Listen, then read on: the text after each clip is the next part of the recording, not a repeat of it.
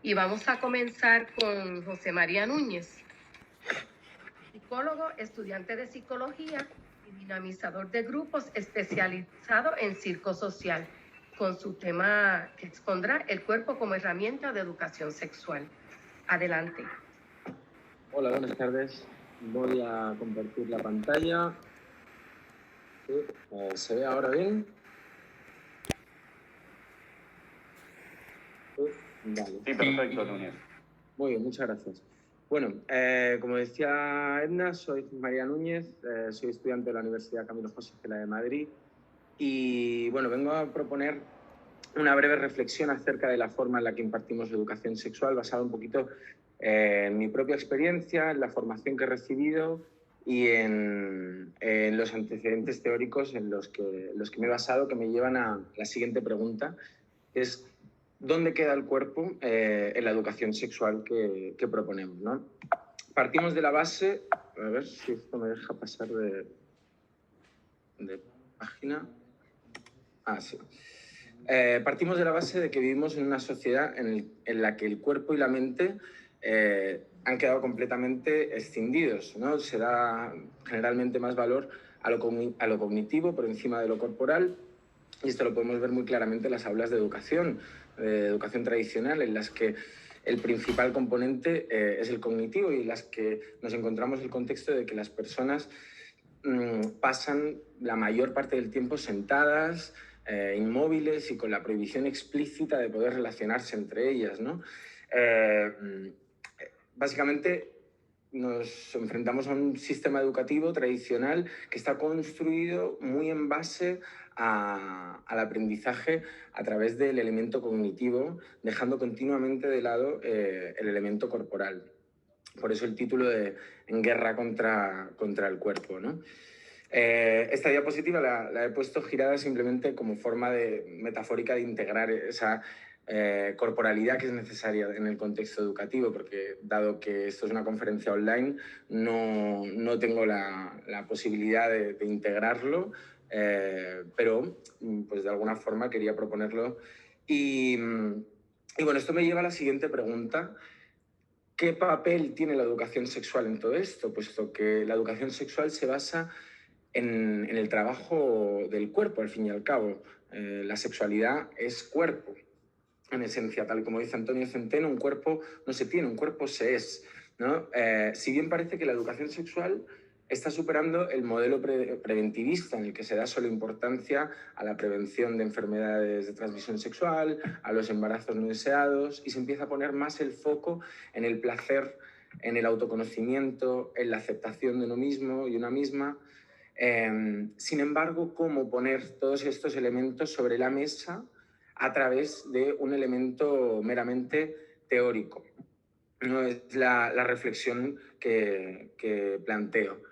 En este sentido, para referenciar un poquito esta idea, me he basado en ciertos antecedentes teóricos que básicamente proponen herramientas terapéuticas a través del trabajo corporal, que si bien son herramientas terapéuticas y no educativas, pero considero que al fin y al cabo, bajo esta premisa de educación sexual basada en no solo la prevención de malestar, sino también de bienestar, los objetivos de la terapia sexual y la educación sexual podrían ser muy similares en este sentido. Por ello, cito a Kaplan, Master y Johnson, Alexander Lowen con la teoría de la bioenergética, o Fina Sanz mediante el psicoerotismo, que básicamente proponen herramientas terapéuticas en las que el cuerpo se integra, ¿no?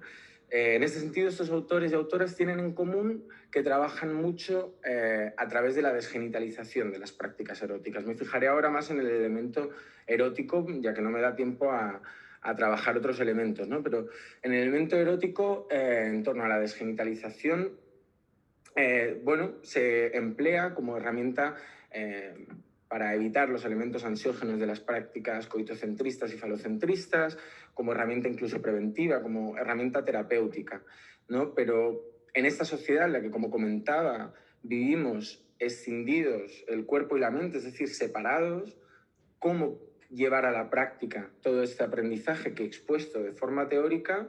es muy comprensible, pero a la hora de llevar a la práctica, por ejemplo, esta erótica global, más propia además del entorno femenino, ¿cómo ponerlo sobre la mesa, ¿no? Alexander Lowen, por ejemplo, propone que el orgasmo es la expresión del movimiento ondulante del cuerpo.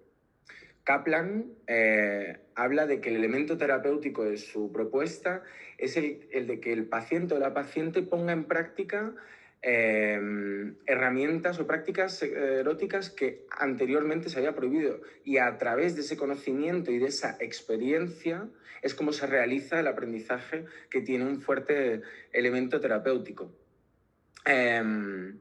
Este contenido erótico o cualquier otro pueden ser trabajados a través del trabajo corporal, y en mi opinión deben incluso ser trabajados, deben integrarse con otros elementos teóricos, ¿no?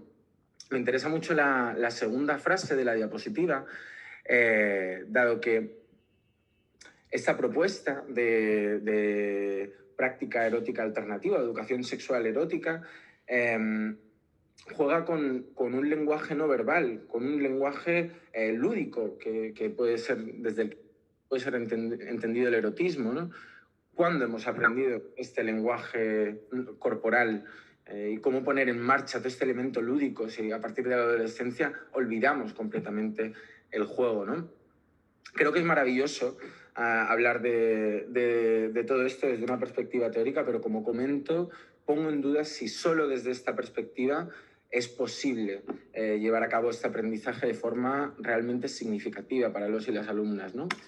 En este sentido, aunque no he planteado esta conferencia con vistas a proponer herramientas concretas, sino simplemente plantear esta reflexión para que cada uno y cada una la ponga en marcha a su forma, yo quiero compartir a través de qué herramientas yo lo llevo a cabo. Yo trabajo a través del circo, creo que el malabarismo, la acrobacia, no sé si alguien conoce la acroyoga, por ejemplo, son elementos que pueden contribuir a una educación sexual, o incluso desde otras corrientes como el teatro, la danza, la música, el yoga, la meditación, el taoísmo, que están muy presentes en las perspectivas teóricas de los mencionados Lowen y Fina Sanz, ¿no? Finalmente, quería un poco comentar que, claro, qué elementos se pueden trabajar a través de esta perspectiva. Hay algunos elementos que deben estar relegados al entorno teórico y otros que deben estar relegados al entorno vivencial, experiencial.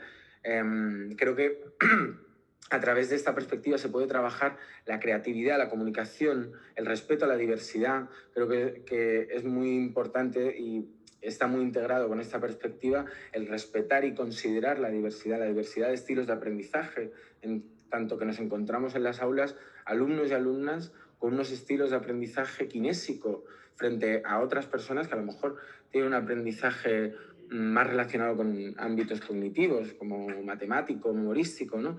O incluso me parece interesante en relación a la propuesta, a la ponencia anterior, en torno a abordar al colectivo de personas sordas. Creo que el trabajo corporal es una herramienta muy positiva para todo esto, ¿no? Para la escucha activa, autoestima, el cuidado de la otra persona y la adquisición de competencias sociales en ambientes siempre emocional y físicamente seguros, ¿no? Finalmente creo que el comprender el propio cuerpo solo se puede llevar a cabo a través del propio cuerpo, y eso nos lleva también a comprender el cuerpo de las otras personas. Y básicamente somos cuerpo.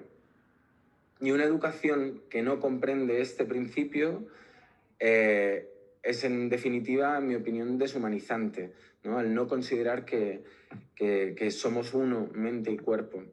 Para ello he querido ilustrar esta idea con esta imagen final de mi compañera María José Escobar, que une todas las ilustraciones de toda la presentación, formando un mapa, una especie de skyline con la unión de un mismo cuerpo, transmitiendo esa idea integradora y holística del cuerpo como uno, y al que hay que darle atención desde una perspectiva holística en la que se trabaje todo y sobre todo a través de la experiencia y de un aprendizaje significativo.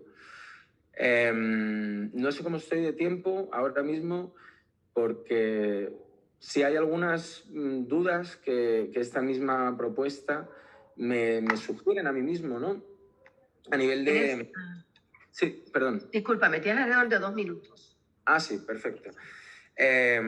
Bueno, pues me surgen dudas, obviamente, a través de esta propuesta, porque, bueno, no sé si esta propuesta es accesible para todas las personas. Obviamente, igual que hay estilos de aprendizaje kinésicos, hay estilos de aprendizaje que no lo son y personas a las que el teatro, la danza, no les gustan y eso es respetable y debe ser respetado. Entonces, me lleva a la pregunta de si es realmente inclusiva esta metodología que propongo. Creo que, sí, que es muy adaptable y muy flexible a las circunstancias de cada persona.